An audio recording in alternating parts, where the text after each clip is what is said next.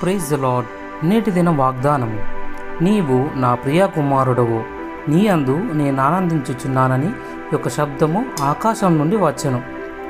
Mark సువార్త 1వ అధ్యాయము 11వ వచనము.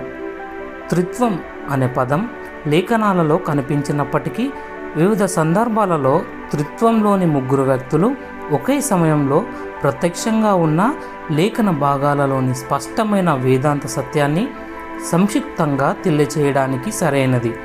యేసు కుమారుడైన దేవుడు బాప్తిసం పొందినప్పుడు ఆకాశం చీల్చబడి పరిశుద్ధాత్ముడైన దేవుడు పావురం వలె తన మీదికి దిగివచ్చెను. మరియు నీవు నా ప్రియ కుమారుడు అని పలికిన తండ్రి దేవుని స్వరము వినబడెను.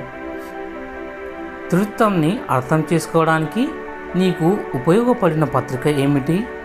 ఒక్కడైన దేవుణ్ణి విశ్వసించడం చాలా ప్రాముఖ్యమైంది. ప్రార్థన.